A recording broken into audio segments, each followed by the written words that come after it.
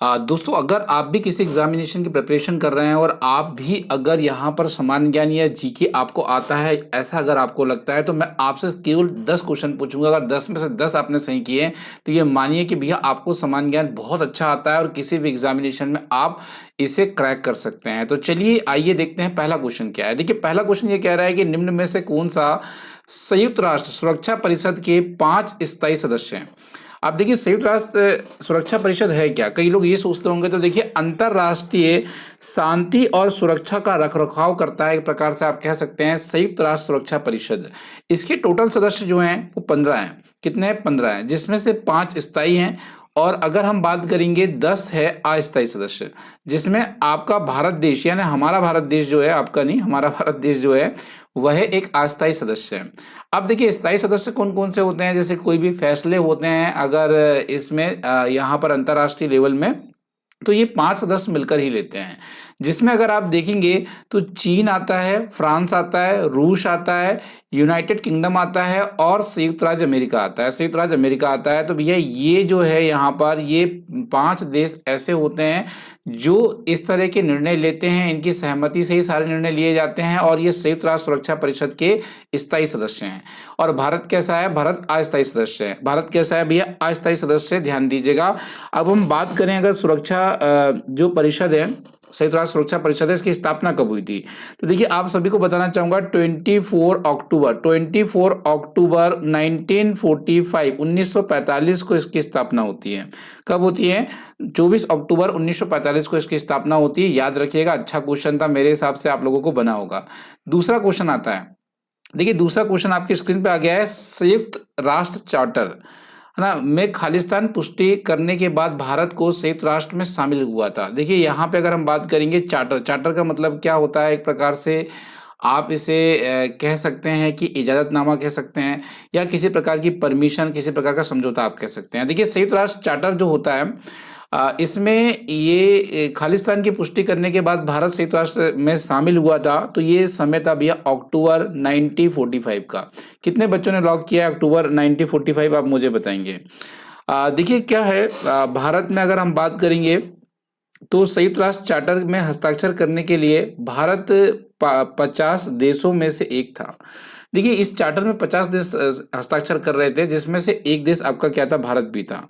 और ये समय था भैया 30 अक्टूबर 1945 को संयुक्त राष्ट्र चार्टर की दृष्टि के बाद भारत को संयुक्त राष्ट्र में शामिल किया गया था। ये आपको याद रखना है, ये इसका डेट भी याद रखना है। 30 अक्टूबर का डेट याद रखना है, ध्यान दीजिएगा। क्योंकि भारत जो है ना, संयुक्त राष्ट्र की शांति के जो समझौते हैं या जो शांति बनाए रखने का जो रखरखाव है या जो शांति बनाना चाहता है, इसके बारे में भारत काफ़ी समय से इसके साथ शामिल रहा है। बहुत सारे इनके जो योजनाएं रही है, जो इनके कहना चाहिए सम्मेलन रहे हैं, उसमें शामिल भी हुआ है और भारत ने इसका पक्षधर भी है शांति का। संयुक्त राष्ट्र संघ के चार्टर में अंतिम रूप का किस सम्मेलन में हुआ था? देखिए, अंतिम रूप किस सम्मेलन में हुआ था, मतलब जो अंतिम निर्णय था ये किस सम्मेलन में आता है, प्रश्न आपसे किया जा रहा है। अब देखिए, कुछ ऑप्शंस आपके सामने दिए हुए हैं और इसमें मैं आपको बताना चाहूंगा सभी लोगों को कि इसकी स्थापना होती थी द्वितीय विश्व युद्ध के दौरान। द्वितीय विश्व युद्ध के तुरंत बाद 1945 में इसकी स्थापना हुई थी। अब संयुक्त राष्ट्र चार्टर मैं आपको बताना चाहूंगा यहाँ पर इसमें जो अंतिम फैसला होता है वो सैन फ्रांसिस्को सम्मेलन में होता है। किसमें होता है? सैन फ्रांसिस्को सम्मेलन में होता है। ये बातें आपको याद भी होनी चाहिए और बननी भी चाहिए। देखिए क्या था, सैन फ्रांसिस्को सम्मेलन में 51 राज्य जो थे ये संयुक्त राष्ट्र चार्टर में हस्ताक्षर के माध्यम से संगठित होते हैं और इन्हें संगठित करके अंतिम फैसला लेने के लिए एक यहाँ पर जो सम्मेलन किया जाता है वो सैन फ्रांसिस्को सम्मेलन में किया जाता है। ये बातें आपको याद होनी चाहिए। हालांकि काफ़ी आसान शब्दों में समझाने का मेरा प्रयास है। आप लोग बताइएगा कि भैया क्या आपको समझ में आ रहा है या नहीं आ रहा है। अगला क्वेश्चन देखते हैं हम लोग क्या है। ये कहते हैं कि राजहंस पर्व किस भारतीय राज्य में मनाया जाता है? एक पर्व है राजहंस पर्व, ये किस भारतीय राज्य में मनाया जाता है? प्रश्न ये उठता है। कुछ ऑप्शंस आपके सामने दिए हुए हैं। अब देखिए यहाँ पे ये पर्व क्या है, इसके ऊपर थोड़ी चर्चाएं कर लेते हैं। देखिए, हर साल राजहंस पर्व जो है ये पुलिकट झील, जानते हो आप लोग पुलिकट झील? पुलिकट झील और आंध्र प्रदेश में है एक नेलोर, नेलोर जिले में एक नीलापट्टू पक्षी अभ्यारण्य है।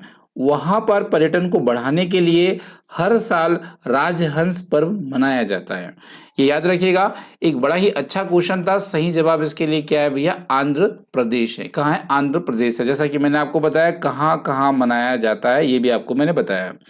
एक मैं आपको क्वेश्चन देकर जाता हूँ, फ्लिमिंगो फ्लिमिंगो पर्व कहाँ मनाया जाता है या फ्लिमिंगो महोत्सव कहाँ मनाया जाता है, ये कमेंट बॉक्स में आपको लिखकर बताना है। देखिए आप लोग देख रहे हैं एजुकेशन फॉर यू, मेरा नाम है आशीष चौरसिया और आप सभी से मैं कहना चाहूंगा कि अभी तक अगर आपने वीडियो को लाइक नहीं किया तो डेफिनेटली आप लाइक कीजिएगा और अभी तक अपने दोस्तों के साथ शेयर नहीं किया तो शेयर भी आप जरूर करिएगा। क्वेश्चन नंबर 5 आ जाता है, निम्नलिखित में से किस कलाकार ने 1975 में मीना गुर्जरी के लिए सर्वश्रेष्ठ अभिनेत्री का पुरस्कार मिला था। क्वेश्चन तो खाला अच्छा है और मेरे हिसाब से जवाब भी एक अच्छा मिलना चाहिए मुझे। देखिए यहाँ पे आता है मल्लिका साराभाई। मल्लिका साराभाई को ये अवार्ड दिया गया था, इस अवार्ड से नवाजा गया था, ये आपको पता होना चाहिए। ये एक प्रसिद्ध भारतीय शास्त्रीय नृत्य गान और कोरियोग्राफर और एक अभिनेत्री हैं। ये याद रखिएगा, इनके विषय में एक अच्छा प्रश्न है और ये कई पुरस्कारों कई सम्मान जीत चुकी है। 1975 में इस पुरस्कार से भी इन्हें नवाजा गया था। हालांकि अगर हम बात करेंगे सोनल मानसिंह के बारे में तो ये सोनल जो मानसिंह है ये भी एक भारतीय शास्त्रीय नृत्यगान ही है, एक कोरियोग्राफर भी है, पर इन्हें पद्म विभूषण के सम्मान से नवाजा गया है। सितारा देवी के बारे में बात करते हैं। सितारा देवी जो है कथक करती है, ये क्या करते हैं, कथक करती है और एक अभिनेत्री भी है।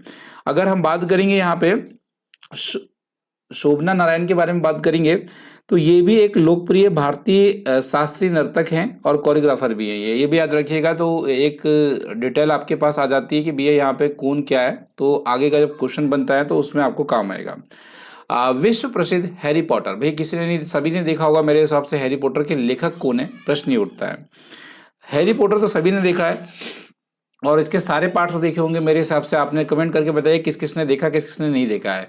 हम बात करेंगे जेके राउलिंग। जेके राउलिंग जो है एक विश्व प्रसिद्ध हैरी पॉटर श्रृंखला के लेखक हैं। हालांकि हैरी पॉटर काफ़ी ज़्यादा प्रसिद्ध है और काफ़ी ज़्यादा फेमस भी रही है। देखिए अरुंधति राव के बारे में बात करूंगा मैं। अरुंधति रॉय जी हैं, इनकी एक बड़ी प्रसिद्ध है the God of small things. ये इनकी एक बड़ी ही प्रसिद्ध कृति है, ध्यान दीजिएगा इसके ऊपर। और Kashmir the case of freedom भी इनके द्वारा लिखी हुई है, अरुंधति रॉय के द्वारा। ये बहुत ज़्यादा पूछी जाती है, जो दोनों मैंने आपको बताई है। अगर हम चलेंगे तस्लीमा के ऊपर, तो जो तस्लीमा जी है ना, इनकी लज्जा या माय गर्लहुड है, माय गर्लहुड और यहाँ पे लज्जा, ये दो बड़ी प्रसिद्ध कृति है इनकी। अगर सलमान के पास अगर हम चलते हैं तो भाई सलमान जी की यहाँ पर 3 तलाक एक बड़ी ही फेमस है, एक सेम, ये बहुत फेमस रही है, बहुत चर्चाओं में रही है। अगले क्वेश्चन की तरफ चलते हैं, आइए। फतेहपुर सीकरी को द्वारा मुगल साम्राज्य की राजधानी के रूप में स्थापित किया गया था। फतेहपुर सीकरी है ना, इसे मुगल साम्राज्य की राजधानी के रूप में स्थापित किया गया था। अब कहाँ किया गया था, कैसे किया गया था, आप मुझे बताएंगे जल्दी से, उसके बाद तो सारी जानकारी मैं आपको देने वाला हूँ। अब देखिए यहाँ पे ये किसने किया था, पहले बताना चाहूंगा, अकबर ने किया था। किसने किया था, अकबर ने किया था। पहले तो आप याद रखिए, फतेहपुर सीकरी को मुगल साम्राज्य की राजधानी के रूप में स्थापित फतेहपुर सीकरी ने किया। फतेहपुर सीकरी में अकबर ने किया था, ये क्लियर कट है। अब देखिए यहाँ पे ये राजधानी बनाना चाहते थे, इसको हमेशा बना के रखना चाहते थे फतेहपुर सीकरी को, जो अकबर महोदय थे। अब ये क्या हुआ, यहाँ पानी नहीं था, यहाँ बड़ी पानी की कमी थी, जिस वजह से क्या हुआ, इस शहर को छोड़ना पड़ा कुछ समय के पश्चात। और इसके बाद 20 वर्षों के भीतर ही मुगल की राजधानी जो है लाहौर हो गई। क्या हो गई, फिर लाहौर हो गई, याद रखिएगा। हालांकि जो फतेहपुर सीकरी है ये 1571 की बात है। कब की बात है भैया, 1571 की बात है। लेकर अगर देखेंगे 1585 तक यहाँ पर इनके मध्य ही इसे बनाया गया है। ये भी आपको याद करने वाली है बात है, काफी ज्यादा पूछी जा सकती है। अगले प्रश्न में मूव ऑन करेंगे, आइए क्या है, समुद्रगुप्त का दरबारी कवि कौन थे। अब देखिए यहाँ पे समुद्रगुप्त के दरबारी कवि के विषय में प्रश्न आया है, अच्छा क्वेश्चन है, that's a very nice question. देखिए यहाँ पे अगर आप बाण भट्ट के बारे में बात करेंगे, बाण भट्ट तो नहीं है, ये आप भी जानते हैं। बाण भट्ट जो है भैया ये हर्षवर्धन के हैं। किसके हैं, हर्षवर्धन के हैं। कौन, बाण भट्ट जो है वो किसके हैं, हर्षवर्धन के हैं। बड़ा अच्छा क्वेश्चन है। यहाँ पे चंद्रबरदाई जो हैं ये तो भैया पृथ्वी के हैं। अगर हम पूरा नाम आपको बताएं तो पृथ्वीराज चौहान कहना होगा, पूरी अगर इनका नाम ले तो पृथ्वीराज चौहान है। अब हम भवभूत की बात करेंगे तो भवभूत किसका है भैया, किसी को पता है? राजा यशोवर्मन, है ना। अगर हम सीधा यशोवर्मन लिख दें तो वो भी गलत नहीं होगा, याद रखिएगा, राजा यशोवर्मन का है। अब यहाँ पर एक ही ऑप्शन बचा है, हरिशेन। तो ये चंद्रगुप्त के दरबारी कवि हैं, कौन है? हरिशेन है। ये पूरे याद रखिएगा, इसमें सबसे ज्यादा बाण भट्ट वाला क्वेश्चन आता है, हर्षवर्धन वाला मैक्सिमम क्वेश्चन पूछा जाता है, याद रखिएगा। कौन सा राज्य म्यांमार के साथ अपनी सीमा को साझा नहीं करता है? बड़ा अच्छा क्वेश्चन है, that's a very good question. अगर हम बात करेंगे, अरुणाचल प्रदेश करता है, मैं आपको बता दूं ये करता है, मणिपुर भी करता है और मिजोरम भी करता है, सिक्किम नहीं करता भाई, सिक्किम नहीं करता है। सिक्किम जो है अपनी जो सीमाओं को साझा करता है, वह करता है भूटान के साथ। किसके साथ करता है भैया? भूटान के साथ करता है। भूटान के बाद बात करेंगे चीन के साथ करता है। चीन के बाद बात करेंगे तो नेपाल से करता है। किससे करता है भैया? नेपाल से करता है। तो ये अंतर्राष्ट्रीय सीमाओं को इस तरीके से साझा करता है सिक्किम। अब ये अरुणाचल प्रदेश, मिजोरम, मणिपुर, इससे म्यांमार जो है ये डेफिनेटली इनसे सीमाओं को साझा करता है। तो एक सही जवाब आपका ऑप्शन नंबर 9 का चौथा आ जाएगा। अगले क्वेश्चन में मूव ऑन करेंगे। किस वेद में सबसे प्राचीन वैदिक युग की संस्कृति के बारे में जानकारी मिलती है? देखिए, जिसमें मंत्रों का संग्रह आपको देखने को मिलता है, प्राचीन जानकारियां भी आपको इसमें देखने को मिलती है। ये इतना बड़ा है कि अगर इसमें हम मंत्रों के ऊपर बात करें या अन्य चीजों के ऊपर बात करें तो इसमें 10 मंडल है। आपको पता है 10 मंडल हैं ऋग्वेद में। हालांकि सबसे प्राचीन ग्रंथ है ये वेद है कहना चाहिए। और अगर सूक्त की बात करेंगे तो 10 से 28 सूक्त इसमें देखने को मिलते हैं। कितने मिलते हैं? 10 से 28 सूक्त देखने को मिलते हैं। और अगर मंत्रों के बारे में बात करेंगे तो 10,552 मंत्र इसमें आपको देखने को मिलते हैं, ये ध्यान रखिएगा। हालांकि ऋग्वेद सबसे पुराना वेद है, ये सभी जो मैं बता रहा हूँ ऋग्वेद के विषय में ही सही है। और ऋग्वेद ही जो है वैदिक युग की संस्कृति के विषय में बात करती हैं। हालांकि वैदिक युग की संस्कृति भी काफी अच्छी है। यहाँ पे काफी सम्मान दिया गया है पौधे, जल आदि को, और देना भी चाहिए। हालांकि असली जीवन वहीं से संभव है, पौधे से, जल से, सूर्य से, ये तीन ही जो है, और भूमि से, ये जब चार चीजें मिलती है तो डेफिनेटली आपका जीवन को संभव करती है। आगे चलते हैं। मेजिनॉट रेखा किस देश के बीच स्थित है? हालांकि ये क्वेश्चन आपका लिए होमवर्क है, मैं आपको बता दूं। और इसका निर्माण 1930 में हुआ था। आपको बता दूं 1930 में हुआ था। यहाँ पे जब प्रथम विश्व युद्ध चल रहा था, तो प्रथम विश्व युद्ध में यहाँ पे जर्मनी का जो हमला था उसके खिलाफ किलाबंदी की गई थी, और उसी समय यहाँ पे मेजिनॉट रेखा बनाई गई थी। तो हालांकि मेजिनॉट रेखा किस दो देशों के बीच में बनी थी ये आपको बताना है कमेंट बॉक्स में। हालांकि मैंने हिंट तो कर दिया और उत्तर तक आप पहुंच गए होंगे मेरे हिसाब से। चलिए कोई बात नहीं। अगर वीडियो आपको अच्छा लगे तो लाइक करिएगा। किस एग्जाम की तैयारी कर रहे हैं ये बताइएगा। 10 में से क्या स्कोर आया कमेंट बॉक्स में जरूर लिखिएगा।